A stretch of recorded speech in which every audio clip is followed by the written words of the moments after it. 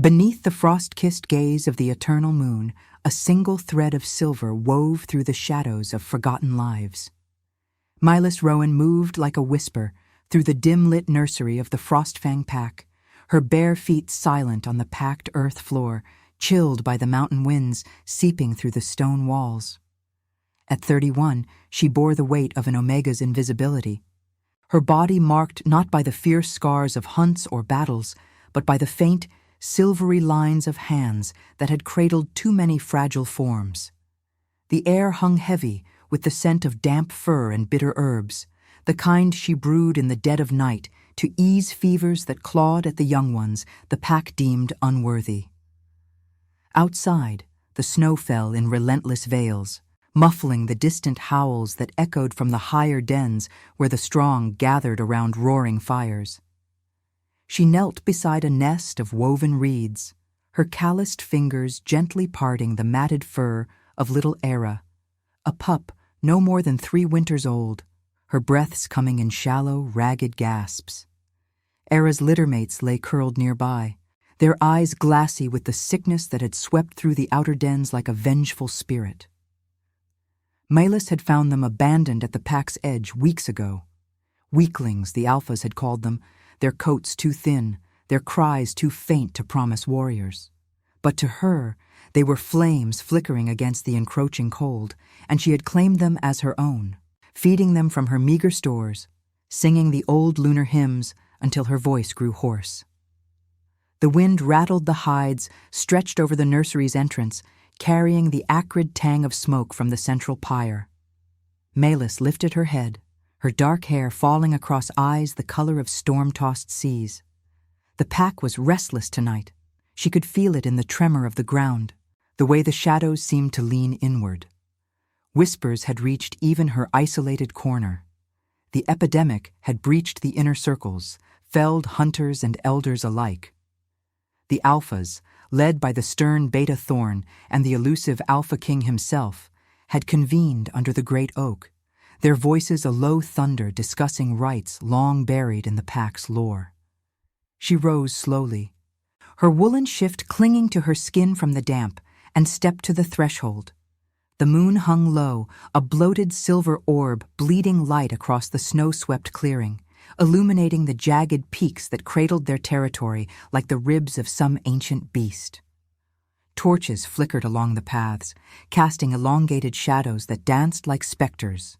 Milas's hand instinctively touched the woven cord around her neck, a simple thing braided from the first shed fur of the pups she had saved. Her talisman, threaded with bits of bone and feather, a silent vow to the goddess who watched over the Forsaken.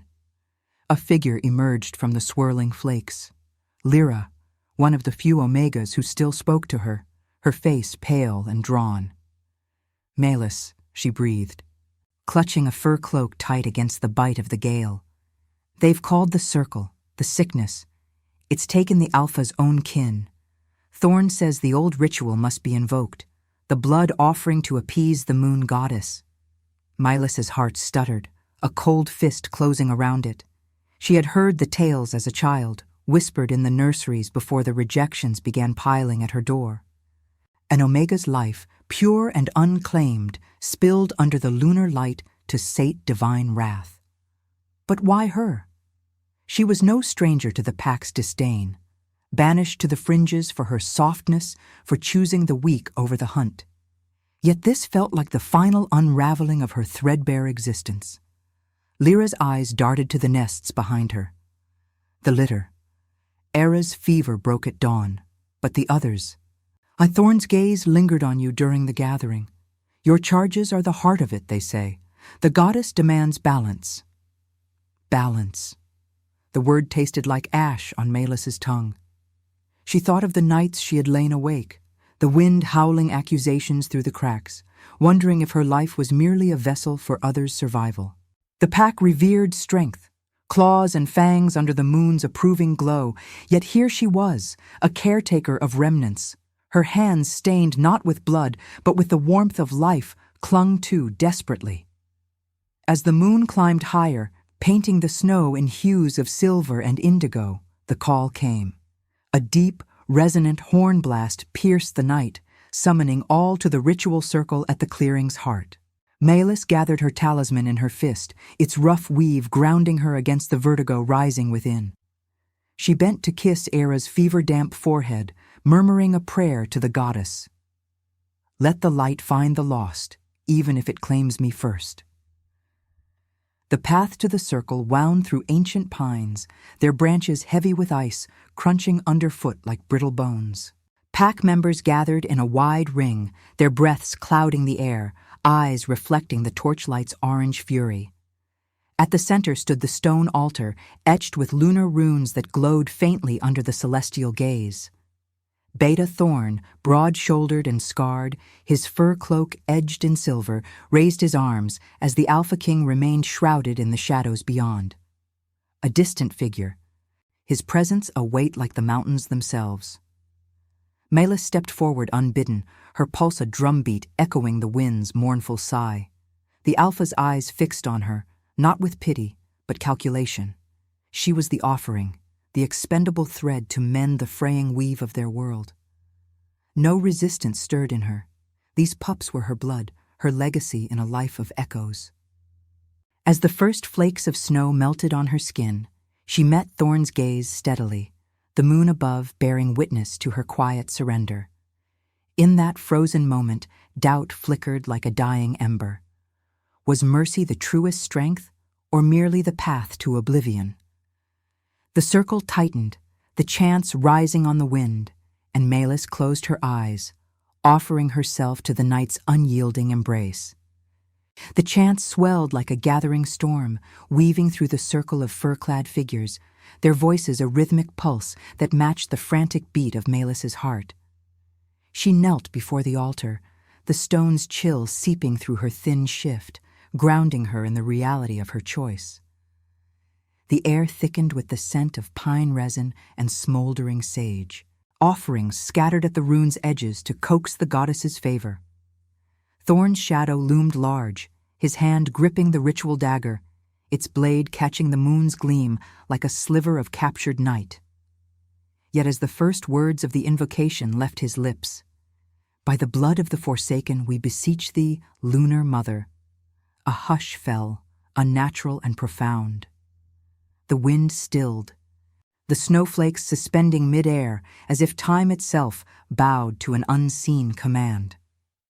Malus opened her eyes, drawn by a pressure in her chest, a pull deeper than instinct. There, at the circle's periphery, the Alpha King stepped from the shadows, his form materializing like mist coalescing into flesh. Eirik Frostfang, the pack's unyielding sovereign, whom she had glimpsed only in distant processions, his face etched with lines that spoke of battles lost to memory. He was no longer the distant myth. Up close, the weight of his guilt clung to him like frost on iron.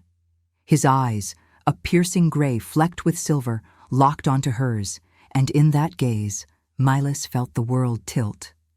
Tall and broad, his frame bore the scars of old wars, jagged lines across his bare chest, visible beneath the open cloak of wolf pelt, each mark a testament to choices that haunted him. The pack whispered of his melancholy, how he had rejected his fated mate years ago for the throne's demands, dooming her to exile and himself to a crown of thorns. Now, as the epidemic ravaged his kin, that guilt festered, turning his every command to ash.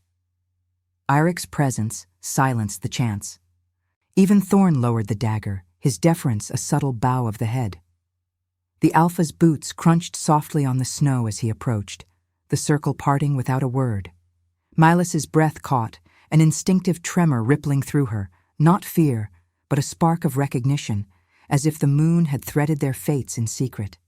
His scent enveloped her, wild and tempered, earth after rain, mingled with the faint copper of old blood. Why now? Why him when oblivion beckoned? "You stand willing," Eirik said, his voice a low rumble that vibrated through the frozen ground, reaching her bones. It was not a question, but an acknowledgement, laced with a weariness that mirrored her own quiet despair. He stopped mere feet away, close enough for her to see the shadows under his eyes, the way his jaw clenched against unspoken torment. The pack watched, breaths held, as if his intervention might shatter the fragile rite. Milas lifted her chin, her fingers still clutching the talisman at her throat, its warmth a faint counter to the night's bite. "For the litter," she replied, her words steady despite the storm within. "For the weak ones the pack would cast aside. If my blood mends this curse, let it flow." Fear coiled in her gut, yes, curiosity too at the intensity of his stare, as if he saw not the Omega offering, but the woman who had defied invisibility by nurturing the Forsaken. Eric's hand rose, not in command, but hesitation, hovering near her shoulder. The connection hummed between them, instinctive and raw, a pull denied by the chasm of their worlds. He was the king who enforced the pack's iron laws, who had turned a blind eye to the outer den's suffering in pursuit of survival. She was the shadow who tended what he could not. Yet in her surrender, he glimpsed his own fractures, the litters he had failed to protect, the guilt that gnawed like winter's hunger. "This ritual, it echoes my failures," he murmured, so low only she could hear, his breath warm against the cold. "Sacrificing the pure to save the mighty. But the goddess does not bargain in blood alone." Thorn shifted, impatience etching his features, but Eric's glare quelled him. The moon above seemed to swell, its light intensifying, bathing the altar in a silver glow that made the runes pulse like living veins. Malis felt it then, a curiosity blooming amid the fear, drawing her to the vulnerability in his eyes. Who was this king, marked by duty's blade, seeking redemption in a moment not his own? The air hummed with unspoken questions, the wind resuming its whisper as if the night held its breath for their exchange. Before Thorn could protest, a tremor shook the earth, faint at first, then building to a resonant hum that raised the hairs on Malis's arms. The moon's light fractured, beams converging on the circle like fingers of divine will. Eric's hand finally touched her arm, firm yet gentle, pulling her to her feet. The contact ignited something primal, a denied bond, born of shared isolation, fear threading through the curiosity that now bound them. "Wait," he commanded, his voice cracking the tension. "The goddess speaks." Gasps rippled through the pack as the light coalesced, forming ethereal wisps that danced like fireflies in the snow. Malis's heart raced, the Alpha's grip her anchor against the swelling mystery. In his eyes, she saw not conquest, but a mirror of her own quiet strength, the choice to protect, even at personal cost. The right hung suspended, their fates entwined in the moon's unforgiving gaze as the first whispers of intervention stirred the air. And now, I invite you to leave a trace of your presence in the comments. Tell us where in the world you're watching from, and the exact hour you hear this story. We wish to know how far these northern confessions travel, and at what moments of the night they find you. The ethereal wisps swirled higher, weaving a veil of silver mist that cloaked the ritual circle, turning the pack's watchful faces into blurred silhouettes against the snow. Milas's skin prickled under Eric's grasp, his fingers a steady pressure on her arm, anchoring her as the world dissolved into luminescence. The moon's beams pierced the night like arrows from a divine bow, converging not on the altar's thirsty stone, but on her, warm, insistent, threading through her veins like liquid fire. She gasped, the sound lost in the rising hum that vibrated from the earth itself, a chorus of ancient voices murmuring secrets in the language of wind and wave. Eric's eyes widened, the silver flecks within them catching the glow, mirroring the awe that seized her. His touch, meant only to steady, ignited a deeper current, a primal recognition that clawed at the edges of her denial. She wanted to pull away, to reclaim the solitude of her shadows, yet curiosity held her fast, mingling with the fear that this intervention might unravel more than the rite. Who was he to her, this king whose guilt she could almost taste, sharp as frost on the tongue. The pack shifted uneasily, murmurs breaking the hush like cracks in ice, but Thorn's command for silence fell flat against the swelling power. Then, the vision bloomed in Melis's mind, unbidden and vivid. A vast lunar expanse where the goddess stood as a towering figure of pearl and shadow, her eyes twin full moons brimming with sorrow and resolve. "Not this one," the divine voice echoed. Not in words, but in the pulse of her blood, resonating through her chest like a heartbeat shared with the night. "She who tends the fragile flames shall not be quenched. Her blood is life, not barter." The mist solidified into tendrils that wrapped around Melis, lifting her gently from the altar's chill, their touch feather-light yet unyielding. Pain lanced through her, a searing brand at her collarbone, where the talisman rested, blooming into a mark that glowed with inner light. A crescent cradling a litter of stars, symbol of the Forsaken made eternal. She cried out, the sound raw and involuntary, as the vision faded and the light receded, leaving her trembling in Irik's arms. The pack recoiled, some dropping to their knees in reverence, others exchanging glances laced with suspicion. Thorn's face twisted, his fist clenching around the dagger's hilt, but he made no move. The mark's radiance lingered on her skin, a visible decree that silenced dissent. Melis touched the spot, the warmth fading to a faint throb, her shift torn where the divine fire had seared through. Exhaustion washed over her, but beneath it, a quiet power stirred, like roots pushing through frozen soil. Erik released her slowly, his hand lingering a fraction too long, as if reluctant to sever the thread that had bound them in that suspended moment. "The goddess has chosen," he said, his voice steady now, though laced with a tremor of his own wonder. He turned to the circle, his broad frame casting a long shadow in the moonlight. "The rite ends. Melis Rowan is marked as mother of the pack, guardian of the young, bearer of the lunar will.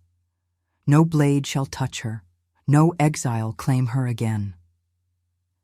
His words carried the weight of command, yet in his gaze as it returned to her, Melis saw the fracture, guilt warring with hope, the melancholy of a king who had long sacrificed mercy for might. The pack dispersed in hushed waves, the wind resuming its mournful howl, carrying away the sage's smoke like fading echoes. Thorn shot her a glare sharp as flint before vanishing into the trees, his loyalty to tradition a storm yet to break. Melis swayed, the night's toll pressing down, but Eric's arms steadied her once more, instinctive, unasked for. "Come," he murmured, guiding her from the circle toward the shadowed paths leading to the outer dens. "The nursery. Your charges need you, and perhaps we both need refuge from what this night has wrought." She nodded, words failing her as they moved through the snow-draped pines, the crunch of their steps, the only sound save distant uivos that mourned the interrupted rite. Fear gnawed at her edges. This mark was no simple salvation. It thrust her into the pack's heart, a position she had never sought, fraught with envy and challenge. Yet curiosity about Erik pulled her onward, his presence a shield against the cold. He walked with a limp she hadn't noticed before, a remnant of some old wound, his cloak whispering against the drifts. The epidemic still raged, a common foe that bound them now, threatening the litters she loved and the legacy he ruled. They reached the nursery as dawn's first gray light bled into the sky, the hides fluttering like weary breaths. Inside, the air was thick with the scent of healing herbs and fevered fur. Era stirred weakly in her nest, her eyes fluttering open at Melis's approach. The Omega knelt, gathering the pup close, her marked skin warming against the little one's chill. Erik hesitated at the threshold, his frame filling the entrance like a sentinel, but he entered unbidden, crouching beside a littermate whose cough rattled like dry leaves. His large hands, scarred from battles, moved with surprising gentleness, adjusting a fur blanket with care that spoke of buried tenderness. "You protect them, as I could not," he said softly, his gray eyes meeting hers over the pup's form. The words hung between them, heavy with his unspoken guilt, the mates rejected, the weak overlooked in his quest for the pack's survival. Milas felt the bond deepen, empathy threading through her fear. He was no distant tyrant, but a man fractured by duty, seeking redemption in this fragile haven.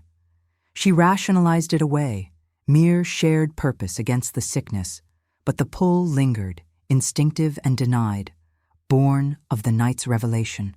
As the wind howled outside, battering the walls like accusations, they worked in tandem, Malis brewing a fresh poultice from moon-blessed roots, Eric tending the fire to ward off the encroaching frost. The pup's breaths steadied under their care, a small victory amid the storm. Yet doubt shadowed her thoughts. What strength was this mark if it invited war from within the pack? Thorn's resentment simmered unspoken, a threat that could turn ally to enemy. Iric's proximity stirred more questions than comfort. In his melancholy gaze, she glimpsed a choice looming, to embrace this bond or retreat to the isolation that had defined her.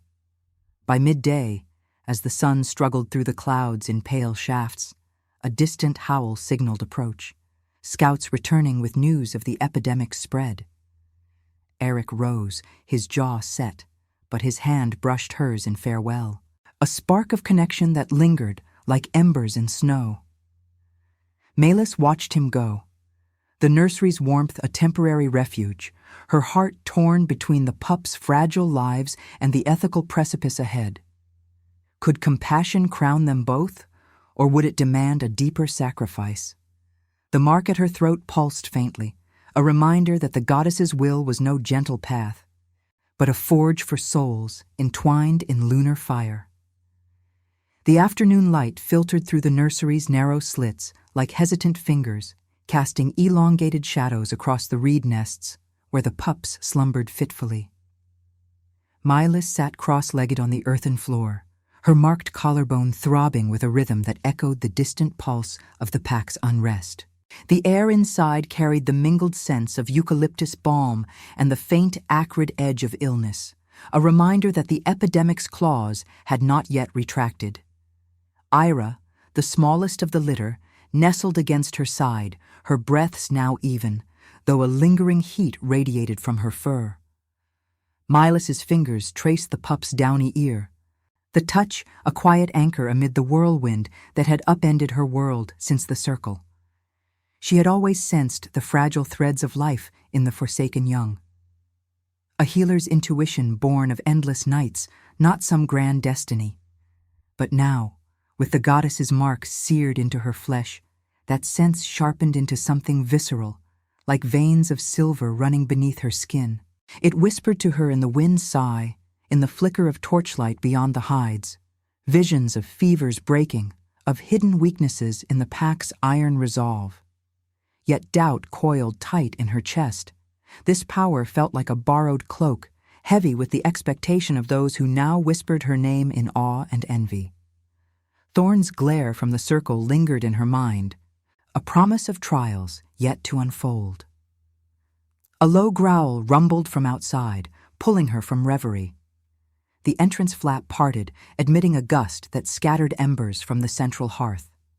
Eric ducked through, his cloak dusted with fresh snow, his gray eyes scanning the dim space with the intensity of a sentinel returning to a besieged hold. Scouts flanked him briefly, their faces gaunt, murmuring reports of the sickness claiming 2 more hunters in the lower dens, strong warriors felled like saplings in a gale. He dismissed them with a curt nod, the weight of command etching deeper lines into his brow, before his gaze settled on her. The air between them thickened, charged with the unspoken bond from the night's chaos. A pull she rationalized as mere shared vigilance against the plague. "The spread worsens," he said, his voice a gravelly undertone that resonated through the chill. He knelt by the fire, adding split pine logs that crackled to life, flames leaping to paint his scarred features in gold and shadow. Thorn rallies the elders for quarantine measures, barriers around the inner circles, sparing only the proven strong.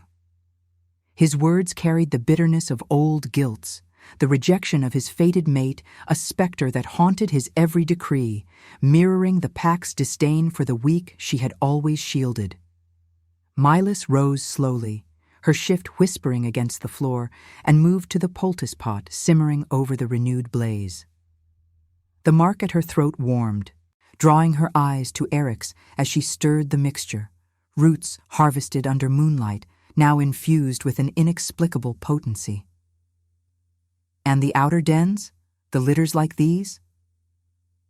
Her question hung like frost in the air, laced with the fear she could no longer bury.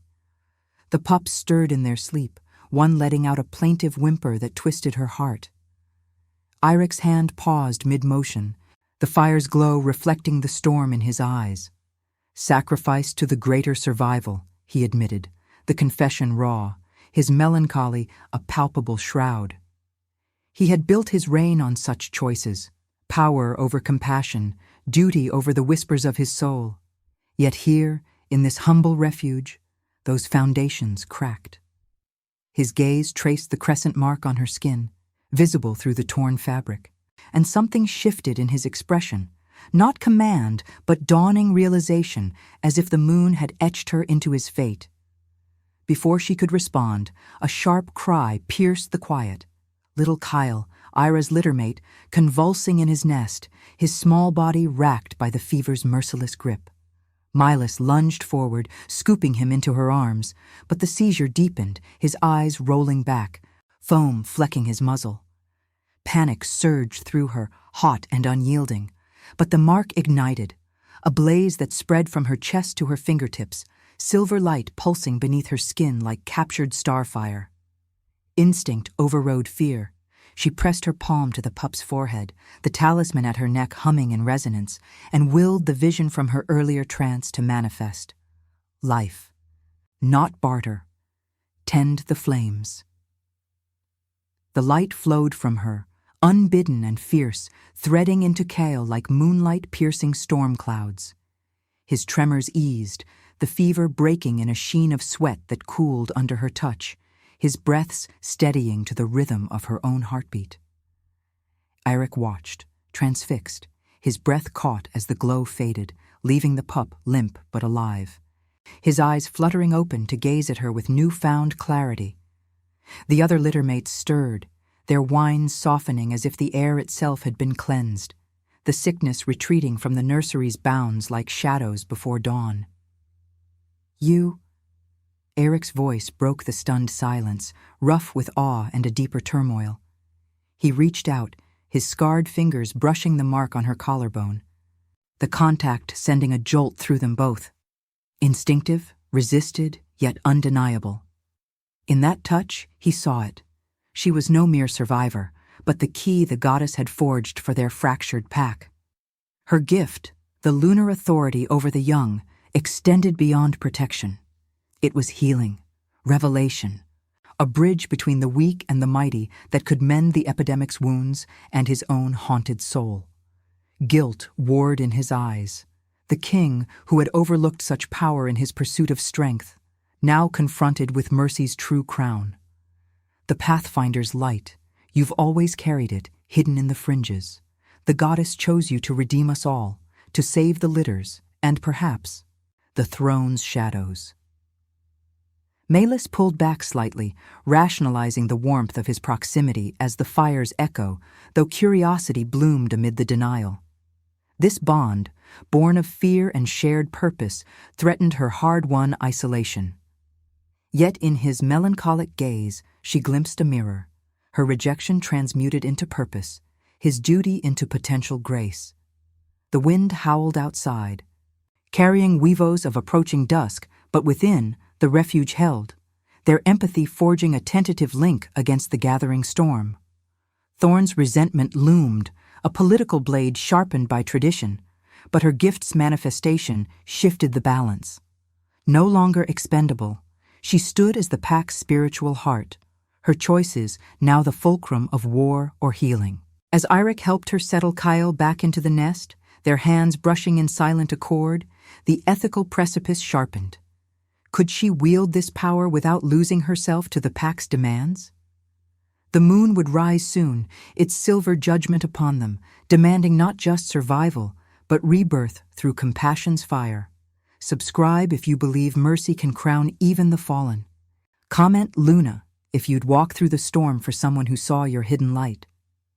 The twilight bled into the nursery's confines like ink through frost-veined glass, casting the reed nests in hues of bruised purple and lingering gold. Milas lingered by the hearth, the fire's embers pulsing in rhythm with the mark at her throat, a crescent cradle of stars that now felt less like a gift and more like a summons, its warmth a constant murmur against her skin. Kale slept soundly now, his small chest rising and falling in peaceful cadence, the epidemic's shadow lifted from him alone, a fragile testament to the power she had unwittingly unleashed. Yet victory tasted bittersweet, laced with the metallic tang of foreboding. The pack's howls had shifted in the hours since, from wary reverence to an undercurrent of discord, carried on winds that rattled the hides like accusatory whispers.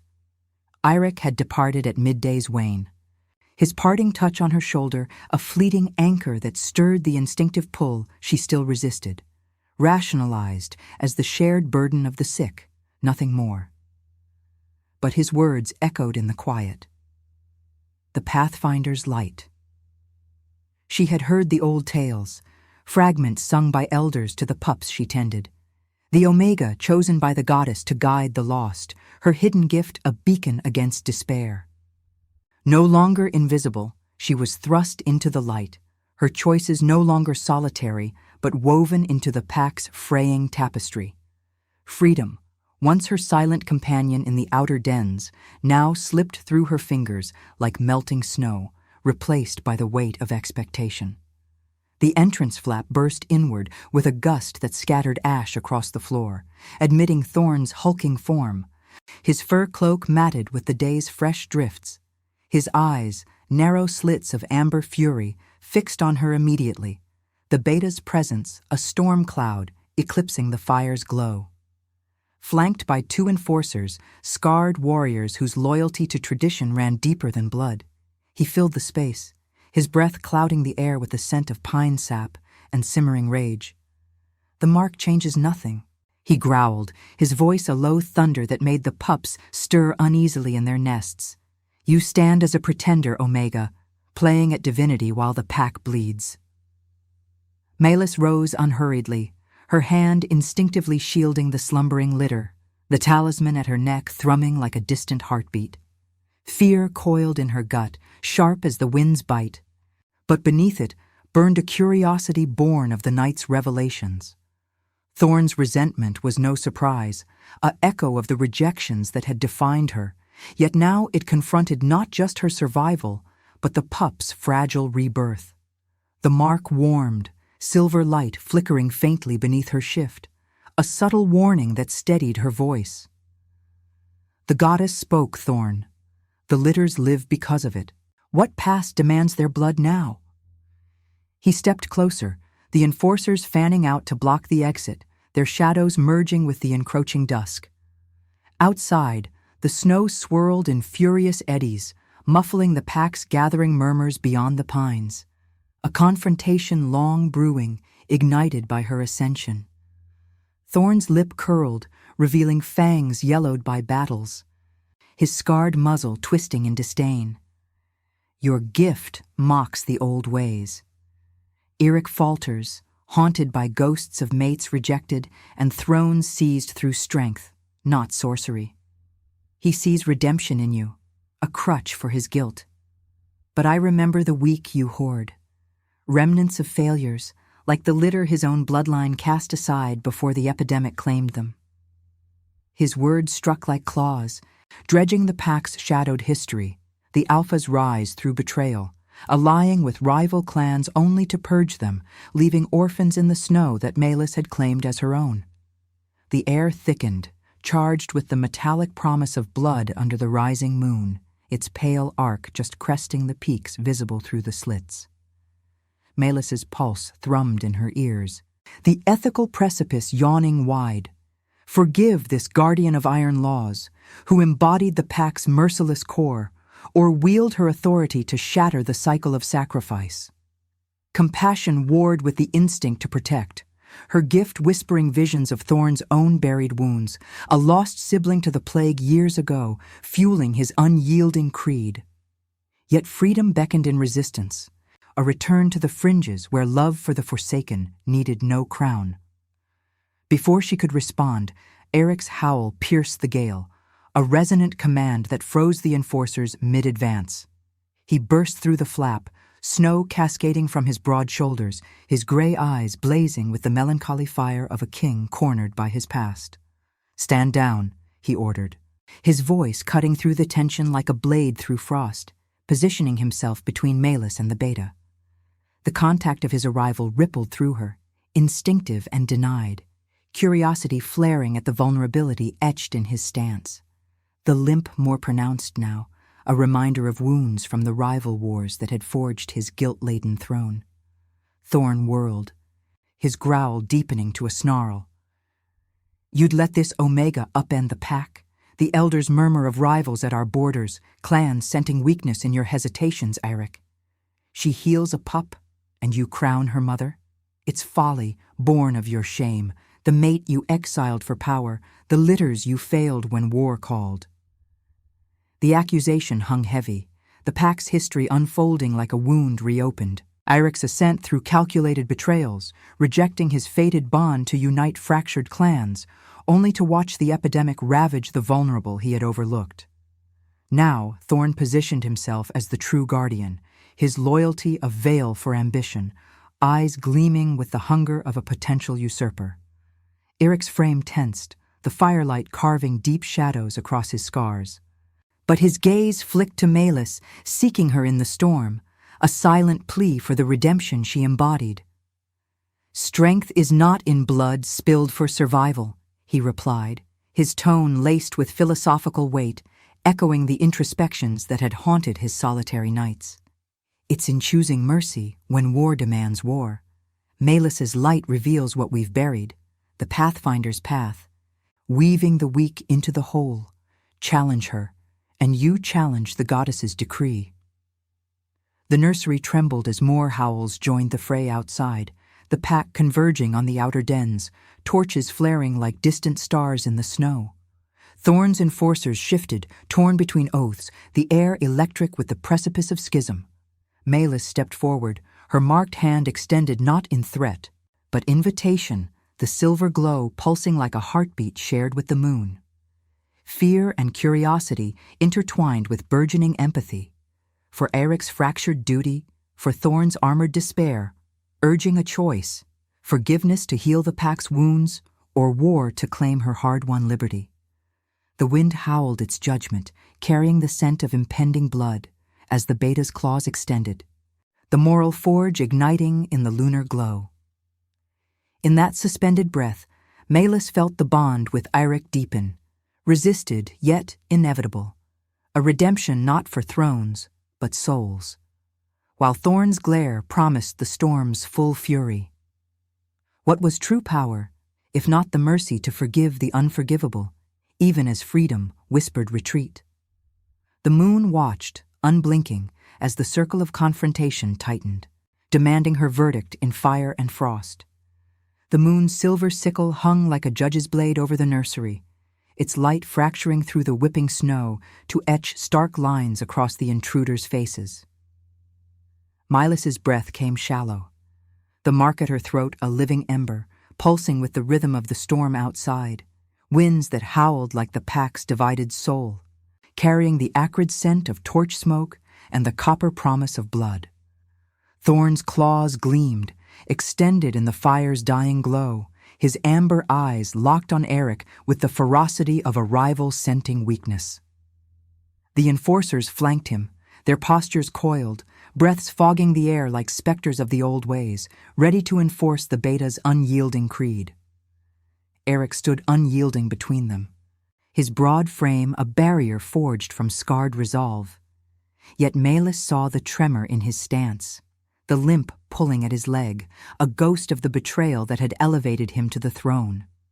His gray eyes, flecked with lunar silver, flicked to her once more, a silent entreaty woven through the guilt that clung to him like frost on iron. She felt it then, the instinctive thread tightening between them, resisted as the pull of a riptide she dared not name, rationalized as shared peril, nothing more. Yet curiosity gnawed at her core, drawing her to the melancholy king who had glimpsed her light amid his shadows. His rejection of fate for duty had mirrored her own invisibility, and now, in this crucible, their paths converged, demanding a choice that could shatter or mend. "Step aside, Eric." Thorn snarled, his voice a guttural rumble that vibrated through the earthen floor, stirring the pups into uneasy whines. Kyle's small form twitched in the nest, his newly healed eyes blinking open in confusion, and Milas's heart clenched, the mark flaring hot against her skin. The pack demands purity of blood, not this. Illusion.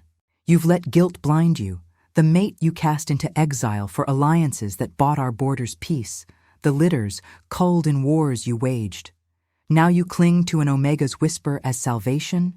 Rivals circle our peaks, they smell the fracture you've wrought. The words landed like blows, dredging the pack's buried wounds. Eric's rise through shadowed pacts with enemy clans, purging them in rivers of blood to forge unity, only to leave the vulnerable to famine and fever. Malis had gathered those remnants, the sickly orphans of his victories, her hands the only warmth in their exile. Now, Thorn twisted that history into a blade, his ambition unveiled, eyes gleaming with the hunger of one who would claim the crown through force, not forgiveness. The wind battered the hides, a chorus of distant howls rising in response, the pack assembling beyond the pines like a tide cresting under the moon's inexorable pull. Eric's jaw tightened, the fire's embers reflecting the philosophical storm in his gaze. Guilt is the forge of true strength, Thorn, not the blade you wield to sever what threatens your grasp. His voice carried the weight of introspections long wrestled in solitary vigils, the ethical precipice he had evaded now demanding confrontation. He extended a hand toward Milas, not in possession, but alliance, the scars on his palm catching the light like ancient runes. She is the mother's decree, the pathfinder who mends what our wars have torn. Challenge her, and you invite the goddess's wrath upon us all. Thorn lunged, a blur of fur and fang, his enforcers surging forward in a coordinated strike that shook the nursery's walls. Malis recoiled, scooping Ira close as the air filled with the clash of bodies. Eric meeting the beta head-on, their forms colliding with a thud that echoed like thunder in the confined space. Claws raked across Eric's shoulder, drawing blood that welled dark and steaming against the snow-dusted floor, the metallic tang mingling with the hearth's dying smoke. He countered with a roar that rattled the beams, driving Thorn back against the entrance, but the enforcers closed in, one grabbing Malis's arm in a vice that bruised her skin. Pain lanced through her, but the mark ignited, a visceral surge, silver light erupting from her core like moonlight shattering ice. She wrenched free, her palm slamming against the enforcer's chest, the gift manifesting in a flood of healing warmth that stunned him into stillness, his aggressive snarl dissolving into dazed confusion. Visions cascaded through her. Thorn's armored heart. Scarred by the loss of his sister to a forgotten plague, his unyielding laws a desperate shield against further despair. Empathy bloomed unbidden, threading through the fear, urging her toward the moral heart of the fray, forgiveness as the bridge between power's cold throne and compassion's fragile flame. Eric staggered under Thorn's renewed assault, the beta's fangs grazing his throat, blood trickling warm down his collarbone to stain the wolf-pelt cloak. Milas moved without thought, the lunar authority surging through her veins, her voice rising clear and resonant above the snarls. Enough! The goddess binds us, not breaks us. The words carried otherworldly weight, the mark blazing brighter, casting the nursery in ethereal glow. Thorn froze mid-strike, his eyes widening as the light enveloped him, piercing the veils of his rage to reveal the pup he had once failed to save, his sister's echo in the litters Malus guarded. He recoiled, panting, the enforcers dropping to their knees as the pack's howls outside shifted to a unified keen, the moon's beams piercing the slits to bathe the scene in silver judgment. Eric slumped against the wall, his wound knitting slowly under the residual glow, his gaze meeting Malus's with a depth that stripped away denial. The bond accepted now, not as reward, but redemption's quiet proof.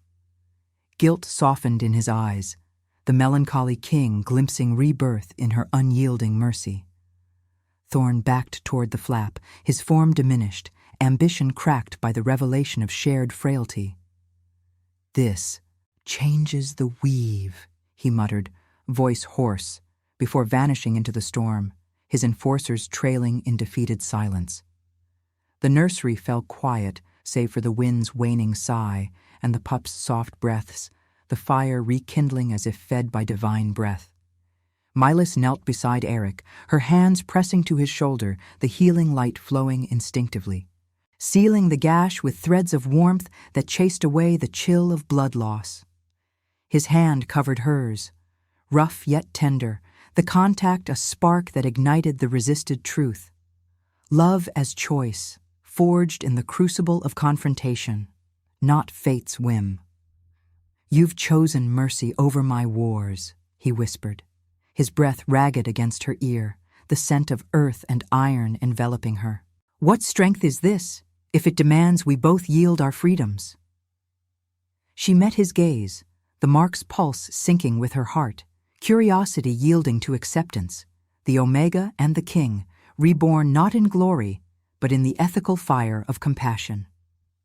Outside, the snow settled, the moon's light softening to a benediction, but the pack's fractures lingered, a prelude to the final forge. Freedom or union? The dilemma hung, spiritual and raw, as the night whispered of sacrifices yet to come, the goddess's will demanding one last trial under her unblinking eye. The moon's benediction lingered like a lover's sigh, its silver veil draping the nursery in hush, where embers in the hearth whispered secrets to the settling snow. Milus's hands trembled against Eric's shoulder, the healing light from her mark, ebbing like tidewater, sealing the ragged tear of Thorn's claws into a faint, silvery scar that mirrored her own.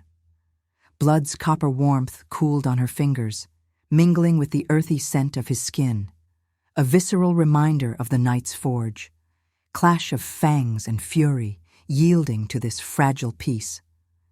Eric's breath steadied under her touch, ragged edges smoothing into rhythm, his gray eyes holding hers with a depth that stripped away the last veils of resistance. No longer denied, the bond hummed between them, instinctive yet chosen, born not of lunar whim, but the raw proof of mercy's blade. She pulled back slowly, the pup's soft whines a counterpoint to the wind's fading lament outside. Era's small paw clutching at her shift like an anchor to the world she knew. Freedom's whisper had always been her solitude, tending the forsaken in shadows unclaimed, but now it warred with the pull of union. A king's melancholy gaze promising redemption's hearth, yet demanding she step from the fringes into the pack's thorny heart. "The fractures remain," she murmured, her voice a thread of storm-tossed silk, tracing the new scar on his flesh.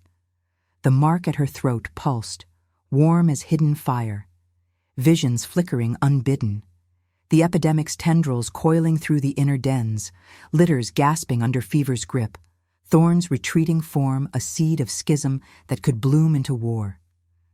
Compassion urged her forward, but the ethical weight pressed like mountain stone. Could she heal without sacrificing the self that had thrived in rejection's quiet? Eric rose with her, his hand enveloping hers in scarred gentleness, the contact igniting sparks that chased the chill from her bones. His limp carried the echo of old betrayals, each step a testament to duties that had hollowed him, rejecting bonds for thrones stained in blood and ice. Thorn's ambition is the pack's old wound, he said, his tone laced with philosophical gravity, eyes reflecting the moon's glow like polished steel. He guards the iron laws I forged in guilt's fire, the mates exiled, the weak culled to fortify our borders against rivals who circle like wolves in the drifts. But your light, it reveals the lie. Strength blooms in the cradle of the frail, not the grave. His words wrapped around her like the wolf pelt he shrugged from his shoulders, draping it over her frame, its warmth carrying his scent, wild earth and faint sorrow, a bridge across their chasm.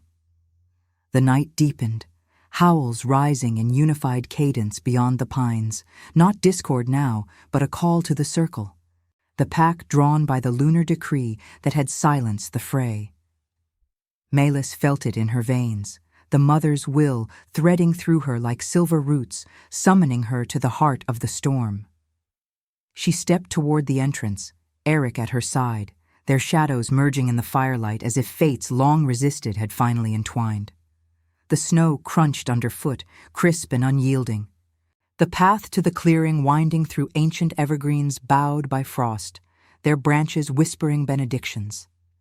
Torches flared along the way, orange flames dancing against the indigo sky, illuminating faces etched with awe and lingering doubt, hunters with bowed heads, elders murmuring prayers, the air thick with the scent of pine resin and healing herbs carried on the breeze. The ritual circle awaited, its stone altar bathed in moonlight that made the runes pulse like breathing veins, the pack forming a vast ring under the moon's watchful eye. Thorn stood at the periphery, his form rigid, amber gaze fixed on the ground, the beta's claws retracted in reluctant submission. No blade gleamed tonight. Instead, a litter of inner den pups lay at the altar's base, their coats matted with fever sweat, breaths shallow as winter's edge. The epidemic had claimed its toll, but the mother's intervention hung in the balance, demanding Malis's final choice: retreat to isolation's freedom, letting the pack's old ways consume the weak, or embrace union's sacrifice, wielding her gift to cure the whole at the cost of her shadowed self. She knelt among the young ones, the talisman at her neck, braided fur and bone from her forsaken charges, brushing their fur like a mother's vow. The mark ignited, a blaze spreading from her core, silver light weaving through the air like mist over snow, enveloping the litter in ethereal warmth. Visions cascaded, each pup's frailty a thread in the pack's weave, the goddess's voice echoing in her blood. Tend the flames, weave the broken into one. Pain lanced through her, visceral and deep, as if her very essence poured forth, mending fevers and knitting spirits, the light extending to touch the gathered pack. Whimpers turned to steady breaths, eyes opening to clarity, the epidemic's shadow retreating like fog before dawn. Eric knelt beside her, his hand on her back, sharing the burden as the light surged brighter, drawing from their bond a union not of crowns or claims, but redemption's quiet forge. Thorn approached then, his steps heavy in the snow, dropping to one knee with a bow that cracked his armored pride. "The mother's will binds us," he rasped, voice hoarse with the weight of revelation, his eyes meeting hers in newfound respect, the rival's ambition yielding to compassion's crown. The pack's howls swelled, a chorus of rebirth under the moon, snowflakes catching the glow like falling stars. Exhaustion claimed Maelys as the light faded, Irik's arms catching her against his chest, his heartbeat a steady drum against her ear. Freedom's solitude had birthed her strength, but union's choice, sacrificing isolation for this shared healing, proved the deeper rebirth. Love, resisted and rationalized, bloomed in the pain's wake, not as reward, but proof. Mercy's fire tempering King and Omega into guardians of the whole. The wind sighed approval, carrying the scent of fresh earth beneath the frost, as the pack gathered closer, fractures mending in the lunar embrace. In that renascent hush, Milas traced the crescent on her skin, now echoed in Irik's gaze, the ethical dilemma resolved in spiritual union, power and compassion entwined, rejection transmuted to eternal legacy. The moon watched, serene, as the first hints of dawn gilded the peaks, promising a pack reborn from blood and flame. If your heart beat alongside ours, like, comment, and subscribe. Because every soul that joins our moon keeps the flame of redemption alive.